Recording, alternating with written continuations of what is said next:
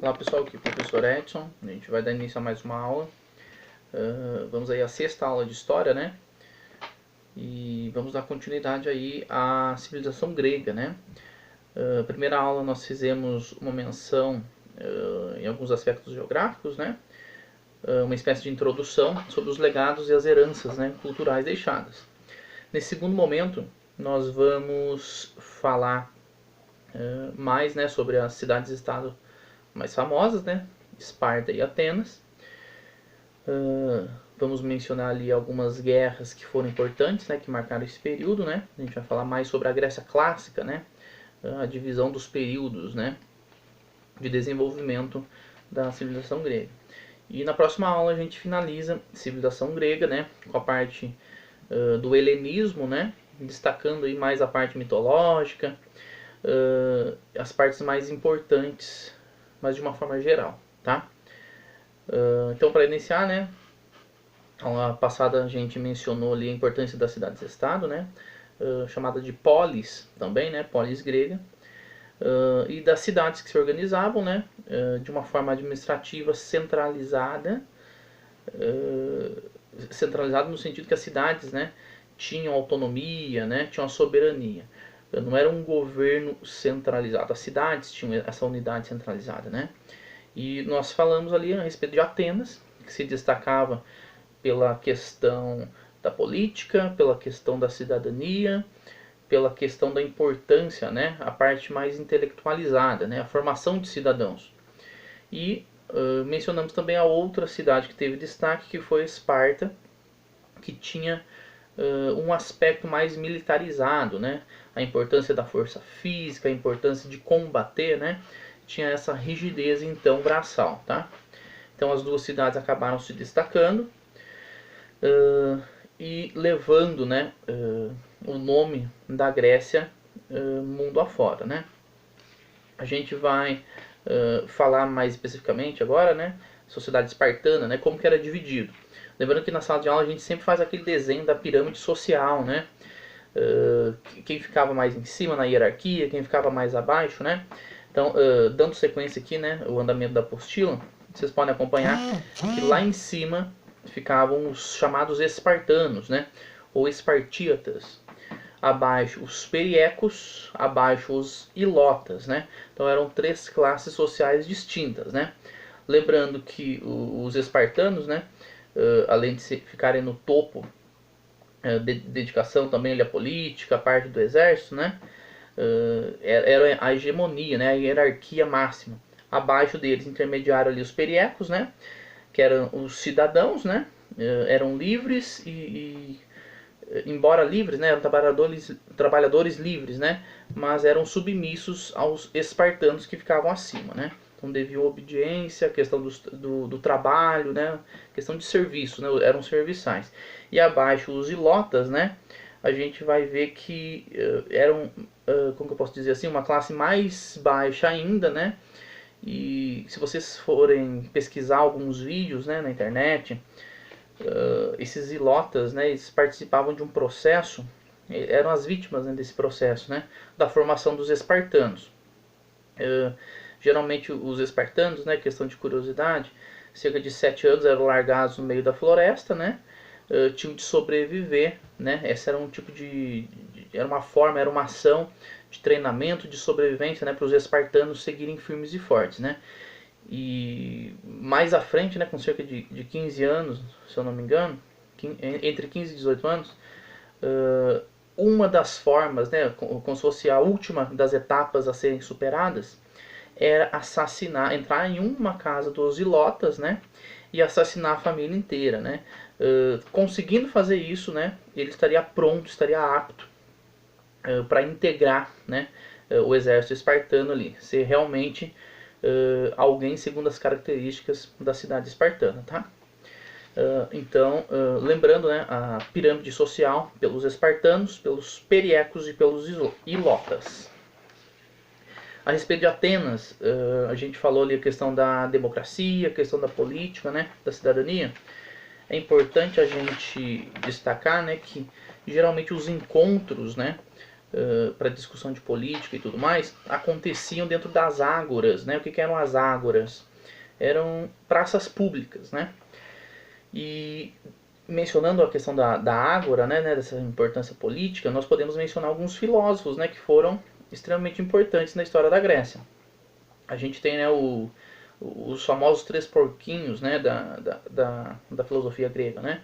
O Sócrates, né, que foi assim, magnífico, inclusive, né, segundo a história, a condenação dele, né, foi obrigado a ingerir cicuta, né, uma espécie de veneno, foi por corromper a juventude, né, não seguir os deuses gregos, né, e ele falava muito dessa questão da reflexão da vida, né. O Sócrates trouxe uma perspectiva filosófica assim muito bacana, embora muitas vezes negativa, né. O discípulo do Sócrates, né, a gente teve ali o Platão, né. Muitos colocam inclusive o Platão, né, naquelas famosas teorias da conspiração, né, meio que o Platão tenha criado, né, a figura de Sócrates, né, embora contestado por muitos. Então a gente tem o Sócrates, tem o Platão e o discípulo do Platão, que foi o Aristóteles, tá? Que boa parte, né, principalmente da Idade Média, da instituição católica, acabou levando esse aspecto aristotélico, né, na constituição de muitas coisas, tá? Então é importante a gente falar dessa questão da filosofia, né, Sócrates, Platão e Aristóteles, tá? Essa questão da filosofia vai ser em Atenas que vai ter o destaque que assim merece por dizer, tá? Dando sequência aqui na apostila, né?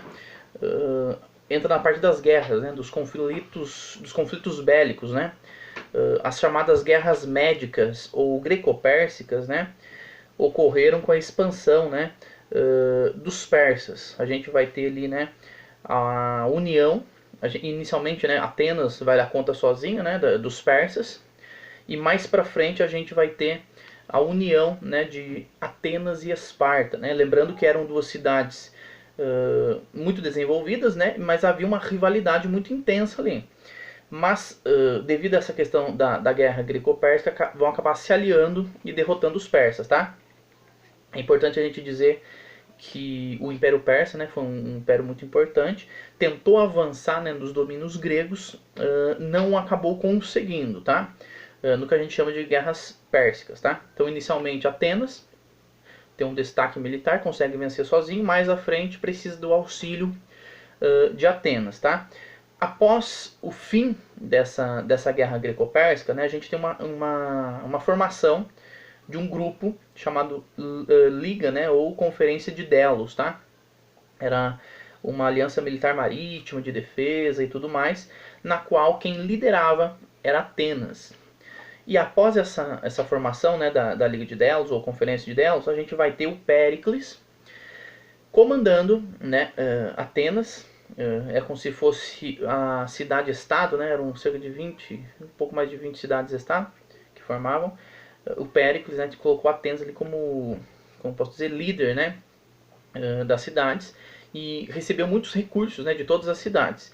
E ele vai conseguir desenvolver muito a cidade de Atenas, né? Tanto que o século V, né, é chamado de o século de Péricles, né, devido à importância política dele, né? Ele vai, por exemplo, contratar os melhores, segundo a apostila aqui de vocês, né, vai contratar os melhores arquitetos, os melhores escultores, os tribunais, mercados, templos, teatros e ginásios, né? E uma das construções, né, de grande destaque, que vai ser responsabilidade dele, vai ser a construção do Partenon, né? Que tá até hoje de pé lá, cerca de 2.500 anos depois aí. E também, né, menciona aqui a apostila outra curiosidade de vocês, né? Que lá no século V a.C., né, os primeiros relatos históricos, né, das obras ali do Heródoto, do Tucídides, né? Que o Heródoto, né, conhecido como o pai da história, né? Questão do registro dos fatos, dos acontecimentos, né, e o Tucídides, outro na mesma linha, né. E a gente vai ver também, segundo a apostila, acabei de mencionar, né, o Sócrates, o Platão, o Aristóteles, né, e a importância da medicina, né, que nós também temos por conhecimento, né, o chamado pai da medicina é o chamado Hipócrates, né. Então a gente vai ter muitos estudos sendo desenvolvidos nesse período, e principalmente durante o século V a.C., né, a importância do Péricles, né, em desenvolver, porque a cidade de Atenas, né, porque serão muitos recursos destinados a Atenas devido à liderança da Conferência de Delos, tá? Só que a gente vai ver na sequência, né, que Atenas vai liderar o império, vai se expandir, né, mas vai entrar em choque com alguns interesses de Esparta, né? Então aquela rivalidade política e econômica que já existia antes vai aflorar ainda mais, tá? Então a gente vai chegar a ter um conflito entre Atenas e Esparta. Então a liga de Delos, né, será confrontada com uma nova liga formada por Esparta, que vai ser a Liga do Peloponeso, tá? A gente vai ter uma guerra ali entre Esparta e Atenas, tá? Chamada Guerra do Peloponeso. A gente vai ter ali uma guerra de 27 anos, né? Inclusive a própria história menciona que o Sócrates lutou durante essa guerra, né? E a gente vai ver que os persas, que haviam sido derrotados lá atrás, né, nas guerras médicas ou greco-pérsicas, a Pérsia, né, ela vai auxiliar Esparta a derrotar Atenas nesse período, tá? A gente vai ver que após a Guerra do Peloponeso, embora vencida por Esparta, né, vai enfraquecer muito as cidades-estado. A gente vai ver uma outra cidade ganhando espaço, que é a cidade de Tebas, né? E inclusive, né, após essa ascensão de Tebas, segundo o texto aqui, né, esse enfraquecimento que eles vão entrar, né, vai mergulhar em uma espécie de crise, né, um momento muito conturbado. A gente vai ter vários conflitos sociais, a gente vai ter a importância das polis gregas, né, das cidades-estados, muito enfraquecidas, então vão perder muito aquela importância política que existiam antes, né, e vai ficar meio que tumultuada, vai ficar muito indefesa, muito frágil, né, e vai ser uma presa fácil, né, segundo o texto aqui, para outros povos virem conquistar depois, né, e o texto ainda faz uma comparação, né, meio nostálgica, né, poderia esperar um ataque, né, uma invasão de qualquer região, né? Mas vai ser justamente por onde eles menos esperavam, né? A Macedônia, que vai acabar invadindo ali, conquistando a Grécia, tá?